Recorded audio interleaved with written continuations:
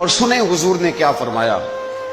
نبی پاک صلی اللہ تعالی علیہ وسلم نے دعا دی، کہا اے اللہ اس آدمی کے چہرے کو چمکتا دمکتا رکھنا۔ کیا دعا ہے، اور دی اس محبوب نے ہے کہ جو جب دعا کرتے تھے تو اعلیٰ حضرت بریلوی فرماتے ہیں قبولیت نیچے آ جایا کرتی۔ حضور نے دعا دی، کہا اے اللہ اس آدمی کے چہرے کو چمکتا دمکتا رکھنا جو میری حدیثیں یاد کرتا ہے اور پھر آگے بیان کرتا ہے۔ اس کے چہرے کو چمکتا دمکتا رکھنا، یہ رسول پاک صلی اللہ تعالی علیہ وسلم نے دعا دی۔ میرے عزیز، امام بخاری رحمۃ اللہ علیہ کے ایک شاگرد تھے محمد بن عباس، وہ کہتے ہیں مجھے امام بخاری نا حدیثیں لکھوایا کرتے تھے اور میں حدیثیں لکھا کرتا تھا۔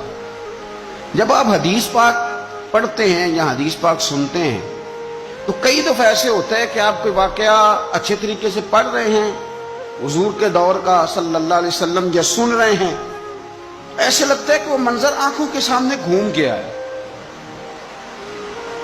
تو امام بخاری رحمۃ اللہ تعالی علیہ اپنے شاگرد کو حدیثیں لکھوا رہے تھے تو ایک خاص حدیث پاک کے لحاظ سے آپ نے فلسفہ بیان کیا۔ انہیں چونکہ حدیث پاک کے مشن سے پیار بڑا تھا امام بخاری کو، فرماتے ہیں 500 دینار میری ماہانہ آمدن ہے، میں ساری نبی پاک کے دین کے طالب علموں پہ خرچ کر دیتا ہوں۔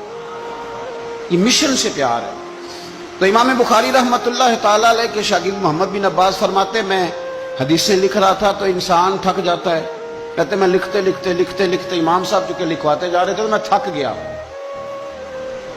تو امام بخاری رحمۃ اللہ تعالی علیہ نے جب محسوس کیا نا کہ میں کوئی سست ہو گیا ہوں، تھک گیا ہوں، تو فرمانے لگے مجھ سے کہ جو کھیل کود والے لوگ ہیں نا، شاگرد سے کہتے ہیں جو کھیل کود والے لوگ ہیں وہ کھیل کود میں خوش رہتے ہیں، جو تاجر ہیں وہ تجارت میں خوش رہتے ہیں، جو سیاحت کے شوقین ہیں وہ گھومنے پھرنے میں خوش رہتے ہیں۔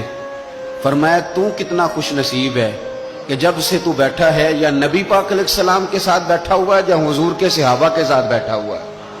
وہ یا نبی پاک کی حدیثیں لکھنا، حدیثیں جمع کرنا، حدیثیں بیان کرنا، حدیث کے ساتھ تعلق رکھنا، اس کا معنی یہ ہے کہ آپ نے نبی پاک کی صحبت اختیار کی ہوئی، آپ نے حضور کے صحابہ کی صحبت اختیار کی ہوئی۔ حدیث پاک کو یاد رکھیں، حدیثیں اپنے ذہن کے اندر بٹھائیں۔